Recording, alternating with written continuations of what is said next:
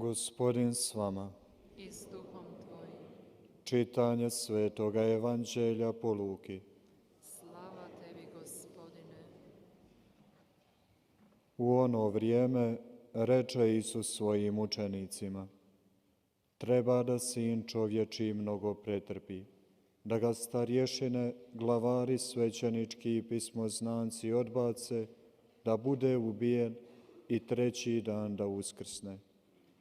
A govoraše svima: hoće li tko za mnom, neka se odrekne samoga sebe, neka danomice uzme križ svoj i neka ide za mnom. Tko hoće život svoj spasiti, izgubit će ga, a tko izgubi život svoj poradi mene, taj će ga spasiti. Ta što koristi čovjeku ako sav svijet zadobije, a sebe samoga izgubi ili sebi naudi? Riječ Gospodnja. Slava tebi, Kriste.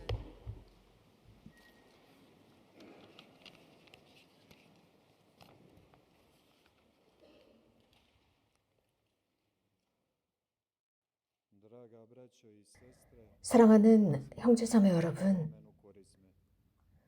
우리는 지금 사순 시기를 살고 있습니다. 특별한 시기, 파스쿠아를 준비하는 시기입니다. 교회는 이 사순 시기에 순환의 단계들을 우리들에게 제시하고 있습니다. 곧 각자의 삶을 성찰하도록 초대하고 있습니다. 우리 모두는 세 가지 단식을 하고 있습니다. 단식과 순명과 자선입니다.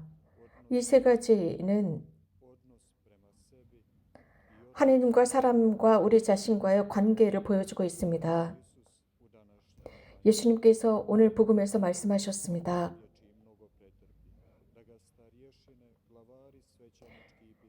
사람의 아들이 많은 고통을 당해야 한다고 하셨습니다.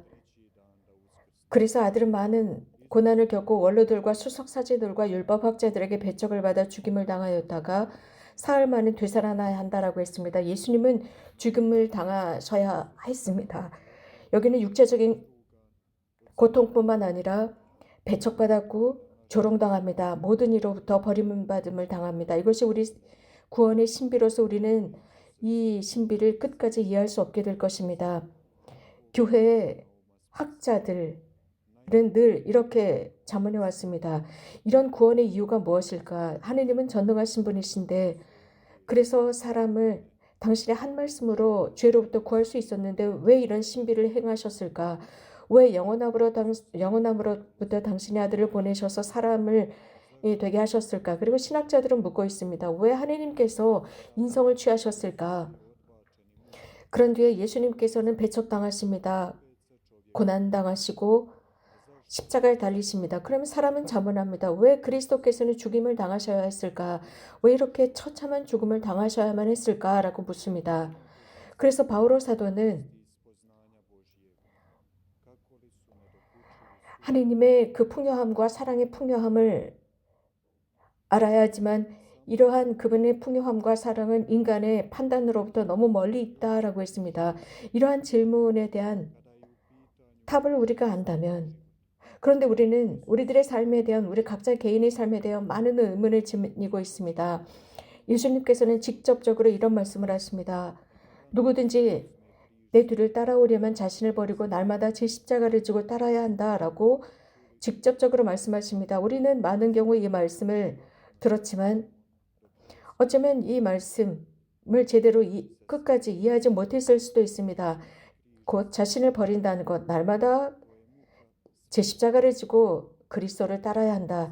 이것이 바로 모든 사람이 수행해야 하는 순환입니다. 그분을 따르게 됩니다. 그러나 무엇인가 어떤 불행이나 어떤 특별한 일을 당할 때, 어떤 고통스러운 일을 당할 때, 혹은 아주 오랫동안 지속되는 질병에 시달리거나 혹은 누군가 사랑하는 사람을 보내야 했을 때 사람은 참 사람으로서 참 신자로서 어떻게 해야 할까? 그리스도께서 말씀하십니다. 누구든지 자기 생명을 구하고 싶은 사람은 잃을 것이고 나 때문에 목숨을 잃는 그 사람은 목숨을 구할 것이다 라고 했습니다. 이것이 해결책입니다. 우리는 우리 지상의 삶을 구할 수 없습니다. 이유는 간단합니다. 이 세상의 모든 것은 손가락 사이로 흘러내리기 때문입니다.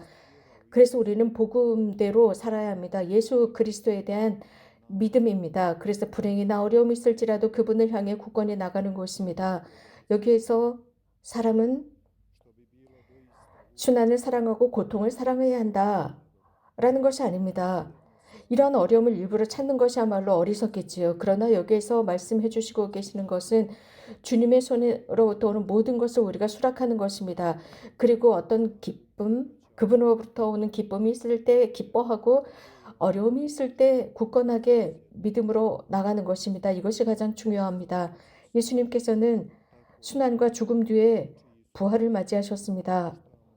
그렇기 때문에 우리도 하나님의 말씀을 통해서 이 세상을 살아가면서 소위 말하는 모든 것을 다 잃은 사람, 즉 어려움을 받아들이면서 모든 것을 다 잃었지만 그리스도 하나님을 닮고 그분의 순환과 죽음을 닮아서 그분과 함께 그분처럼 부활하게 될 것입니다.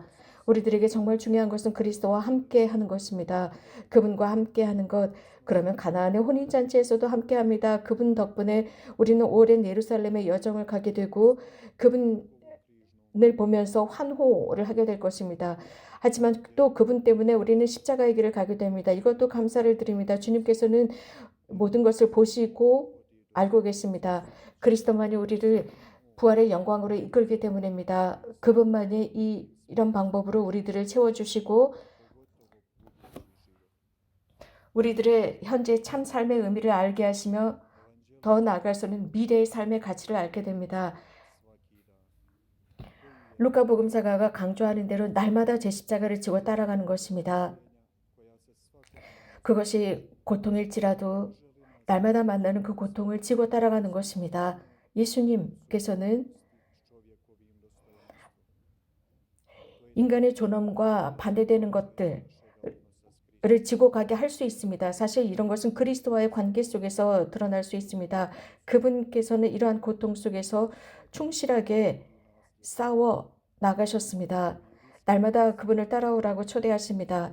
그렇기 때문에 그분을 따라가고 모든 위험을 감수하면서 복음의 논리대로 살아가는 사람, 그리스도인답게 살아가려고 노력하는 것이 중요합니다. 십자가 자체로서는 의미가 없습니다. 그러나 그리스도 안에서, 그리스도의 사랑 안에서 비로소 십자가는 의미를 받습니다. 예수님께서는 제자들과 우리 모두에게 말씀해 주셨습니다. 자신의 십자가를 지고 고통과 포기와 용서가 없으면 당신을 따라올 수 없다고 했습니다. 그분을 따라가는, 십자가를 지고 따라가는 기쁨과 의욕을 가지고 따라갑시다. 그래서 십자가의 고통이나 죽음의 고통 혹은 우리들을 완전히 버리는 것, 이렇게 할 때 우리는 부활과 구원의 승리에 도달하게 됩니다. 제자들은 십자가의 필요성과 그 의미를 깨달았을 때 각자의 방법으로 십자가를 지고 갑니다. 우리도 마찬가지입니다. 정말 모두가 예수님의 그 제자들은 그리스도를 위해서 자신들의 생명을 내놓았습니다. 베드로 사도는 예수님의 말씀 때문에 충격을 받았지만 그리스도 때문에 자신의 목숨을 기꺼이 내놓았습니다. 꼭 기억해야 합니다. 그리스도인들이 그리스도를 증언하지 않고 그리스도처럼 자신의 십자가를 지고 가지 않는다면 그 믿음은 쓸데없는 것이 될 것입니다. 자기 자신을 찾는 것이 아니라 자신의 권리만을 요구하는 것이 아니라 날마다 자신의 십자가를 지는 것입니다. 그 의미는 이웃의 십자가를 기꺼이 지고 가면서 날마다 매 순간마다 참 그리스도인답게 살아가는 것입니다. 포기, 십자가, 이것이야말로 삶의 질적인 모습을 보이게 하고 진정한 삶을 드러내게 합니다. 그리스도를 따라가는 것은 그저 버리는 것으로만 충분하지 않습니다. 무엇인가 물질적인 것을 버리는 것뿐만 아니라 십자가를 지고 가면서 복음의 기쁜 소식, 구원의